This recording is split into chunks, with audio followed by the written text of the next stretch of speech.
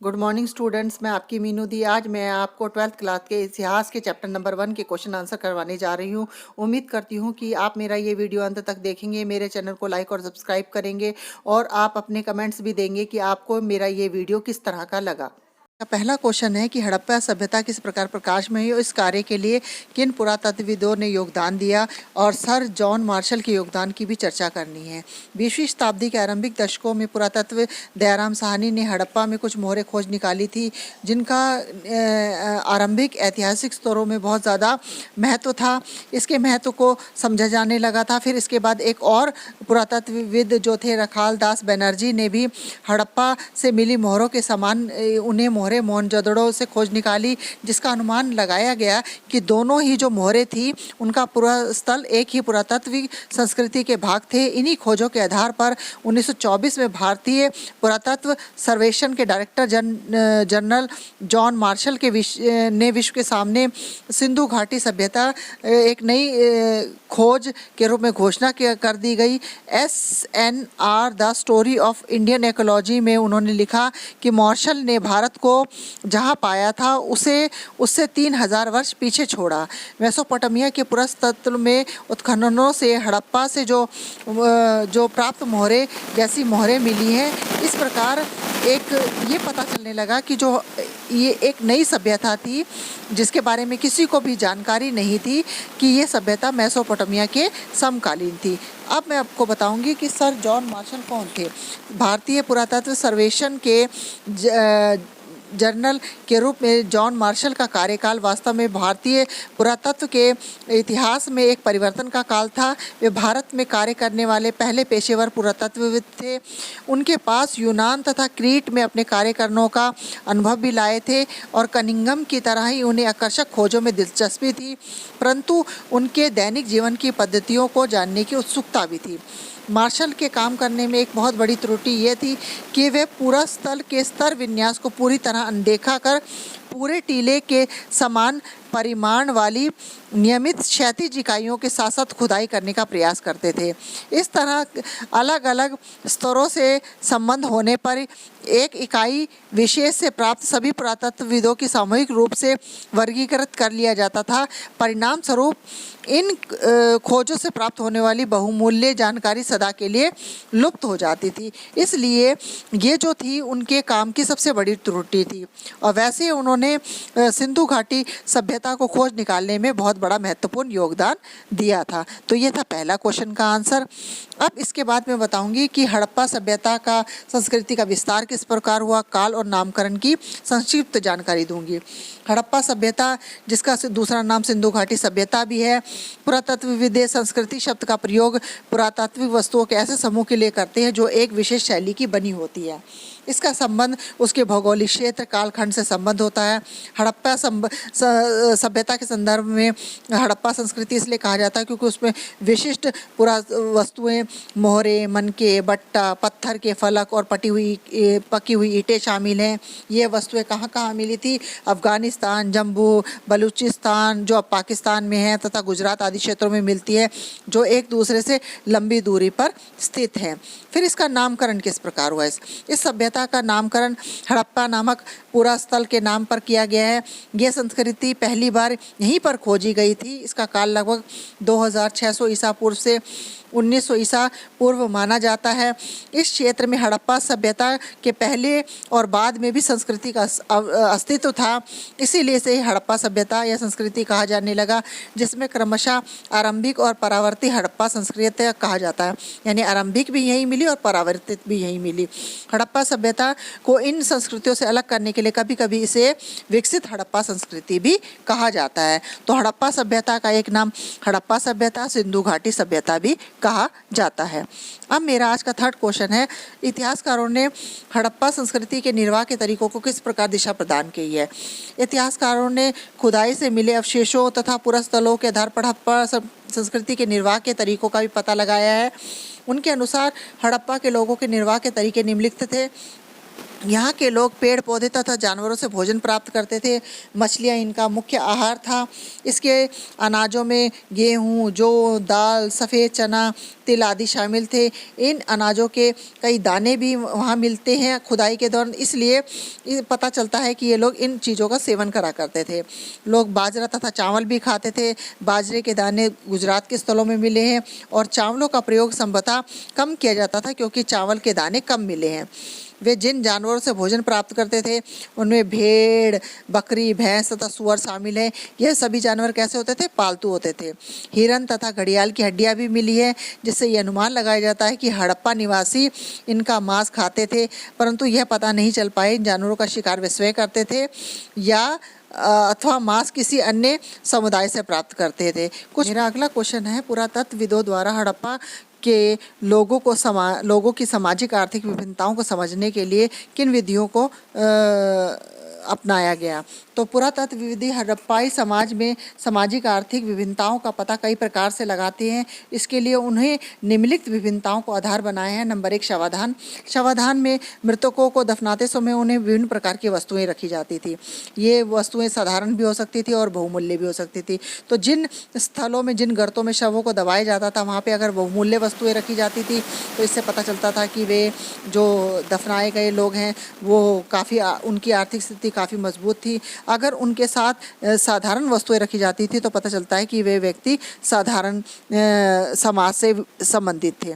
फिर नंबर 2 है विलासिता की वस्तुएं।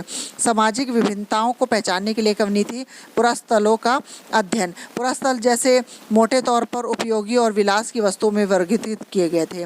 पहले वर्ग में उपभोग की वस्तुओं में शामिल की जाती थी। इन्हें पत्थर और मिट्टी आदि को आसानी से बनाया जाता था, जिसमें चक्की थी, मर्त भांड थे, सुइयाँ थी, झाव आदि शामिल थी। ये वस्तुएं प्राय सभी वस्तुओं में पाई जाती थी।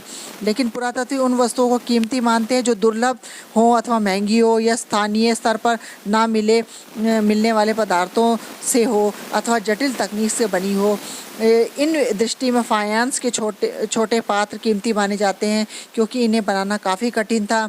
जिन बस्तियों में ऐसी चीज़ें मिलती थी वहाँ के समाज के लोगों का स्तर अपेक्षाकृत ऊंचा था। अर्थात विलासिता की वस्तुएं जो साधारण थी, जो सब जगह प्रयोग की जाती थी, वो आसानी से मिल जाती थी, और जो मुश्किल से मिलती थी, जिनकी तकनीक काफ़ी महंगी थी, वो विलासिता की वस्तुओं की श्रेणी में गिनी जाती थी। तो ये था मेरे इस क्वेश्चन का आंसर। अब मेरा नेक्स्ट क्वेश्चन है, हड़प्पा सभ्यता की बाट प्रणाली की विशेषता क्या है? देखो, हड़प्पा सभ्यता में विनिमय के लिए बाटों की एक सूक्ष्म और परिशुद्ध प्रणाली प्रचलित थी। ये बाट सामान्यतः चट नामक पत्थर से बनाए जाते थे और ये किस प्रकार के होते थे? घनाकार, जैसे क्यूबिक कहते हैं, और किसी भी तरह के निशान से रहित होते थे। इन बाटों के निचले मानदंड द्विआधारी जैसे 1, 2, 4, 8, 16, 32 इत्यादि यानी 12,800 तक थे, जबकि ऊपरी मानदंड दशमलव प्रणाली के अनुसार थे। छोटे बाटों का प्रयोग संभवतः किसके लिए किया जाता? आभूषण और मनकों को तोलने के लिए किया जाता था। और ये किसके बने होते थे? धातु से बने तराजू के पलड़े भी मिले हैं। तो ये थी हड़प्पा सभ्यता की बाट प्रणाली की विशेषताएं। अब मेरा अगला क्वेश्चन है, मोहनजोदड़ो के विशाल स्नानागार या जलाशय के बारे में बताइए। विशाल स्नानागार मोहनजोदड़ो के दुर्ग में मिली अनूठी संरचना है। ये दुर्ग के कहाँ बनाए जाते हैं? आंगन में बड़ा एक आयताकार जलाशय होता है जिसके चारों ओर गलियारों से घिरा होता था। जलाशय के तल पर जाने के लिए और इसके ऊपरी तथा दक्षिणी भाग में 2 सीढ़ियाँ बनी होती थी और जलाशय के किनारों पे ईंटों को जमा कर तथा जिप्सम के गारे का प्रयोग करके इसे जलबद्ध किया जाता था, यानी जल को रोका जाता था। इसके तीनों ओर कक्ष बने होते थे। इसमें एक कक्ष में एक बड़ा कुआं होता था और जलाशय में पानी एक बड़े नाले से भरा जाता था। इसके ऊपर गली के ऊपर अपेक्षाकृत एक छोटी संरचना होती थी जिसमें 8 स्नानागार बनाए जाते थे और एक गलियारे के दोनों ओर 4-4 स्नानघर बने होते थे। प्रत्येक स्नानघर की जो नालियाँ होती थी गलियारे के साथ साथ बने एक नाले से मिलती थी। विद्वानों का मत है कि इतने बड़े स्नानागार से इस बात का संकेत मिलता है कि इसका प्रयोग किसी विशेष अनुष्ठानिक स्नान के लिए किया जाता होगा, तभी इतना बड़ा स्नानागार बनाया गया। तो ये था मोहनजोदड़ो के विशाल स्नानागार की विशेषताएं। अब मेरा नेक्स्ट क्वेश्चन है कि शिल्प उत्पादन के केंद्रों की पहचान किस प्रकार की गई? पुरातत्वविदों ने शिल्प उत्पादन केंद्रों की पहचान के लिए निम्नलिखित को ढूंढते हैं। प्रस्तर पिंड, पूरे, शंख तथा तांबा, अयस्क जैसे कच्चा माल, औजार, अपूर्ण वस्तुएं, त्यागा गया माल तथा कूड़ा करकट। कूड़ा करकट शिल्प कार्य के लिए सबसे अच्छे संकेतों में से एक है। उदाहरण के लिए यदि वस्तुओं को बनाने के लिए किसी शंख अथवा पत्थर को काटा जाता था तो इन पत्थरों के टुकड़ों कूड़े के रूप में उत्पादन केंद्रों पर फेंक दिए जाते थे। जहाँ ये कूड़ा ज़्यादा मिलता था तो पता चल जाता है, ऐसे टुकड़े मिलते हैं तो ये पता चल जाता है ये शिल्प उत्पादन के केंद्र थे। कभी कभी कटे बेकार टुकड़ों को छोटे आकार की वस्तुएं बनाने के लिए प्रयोग किया जाता था। अतः जिन स्थलों पर ये टुकड़े मिलते थे ये दर्शाते थे कि ये स्थल शिल्प उत्पादन के केंद्र रहे होंगे। इसी बात से इस बात का अनुमान लगाया गया कि छोटे तथा विशिष्ट केंद्रों के अतिरिक्त मोहनजोदड़ो तथा हड़प्पा जैसे बड़े नगरों में शिल्प उत्पादन का कार्य किया जाता होगा, क्योंकि यहाँ पे बहुत ज़्यादा इस तरह के वस्तुएं और त्यागा गया मल और कूड़ा करकट मिले हैं। तो ये थी शिल्प उत्पादन केंद्रों की पहचान करने के तरीके। अब मेरा अगला क्वेश्चन है कि हड़प्पा संस्कृति में कृषि तथा कृषि प्रौद्योगिकी के मुख्य पक्ष कौन कौन से थे। हड़प्पा सभ्यता के पुरा स्थलों में अनाज के दाने मिले हैं जो ये संकेत देते हैं कि यहाँ कृषि होती थी, परंतु वास्तविक कृषि विधियों के विषय में स्पष्ट जानकारी नहीं मिली है। फिर भी कुछ साक्ष्यों से हड़प्पा सभ्यता की कृषि के बारे में कुछ संकेत मिले हैं, जैसे मोहरों पर जो रेखांकन और मृग मोतियों के संकेत मिले हैं वे लोगों के वृषभ यानी बैल के विषय में जानकारी मिलती है। इस आधार पर ये मानते हैं कि पुरातत्व मानते हैं कि खेत को जोड़ने के बैल का प्रयोग किया जाता था। फिर जैलिस्तान जो पाकिस्तान के कई स्थानों पर बनावाली हरियाणा में मिट्टी के बने हलों के प्रतिरूप मिले हैं। इसके अनुसार अनुमान लगाया जाता है कि लोग कृषि के लिए हल का प्रयोग करते होंगे। और कालीबांगान जो राजस्थान में है स्थान पर जोते हुए खेत का साक्ष्य मिलता है। इसका आरंभिक हड़प्पा स्त्रोत से मिलता है। इस खेत में हल रेखाओं के दो समूह एक दूसरे को समकोण पर काटते हैं, जिससे अनुमान लगाया जाता है कि एक खेत में एक साथ दो अलग अलग फसलें उगाई जाती थी। फिर औजार, कृषि के हलों के प्रयोग के अतिरिक्त पुरातत्वविदों ने फसलों की कटाई में प्रयोग किए जाने वाले औजारों को भी पहचानने का प्रयास किया है। इसके लिए हड़प्पा के लोग या तो लकड़ी के हत्थों में थे या पत्थर के फलकों का प्रयोग करते थे या फिर धातु के औजारों का प्रयोग करते होंगे। तो इससे वहाँ के कृषि और कृषि प्रौद्योगिकी के साक्ष्य मिले हैं। अब मेरा अगला क्वेश्चन है कि इस चैप्टर का लास्ट क्वेश्चन है कि हड़प्पा सभ्यता का अंत कैसा हुआ। ऐसे साक्ष्य मिलते हैं कि लगभग 1800 ईसा पूर्व तक चैलिस्तान जैसे कई क्षेत्रों में अधिकतर विकसित हुए हड़प्पा स्थलों को क्या करता उन्होंने त्याग दिया था।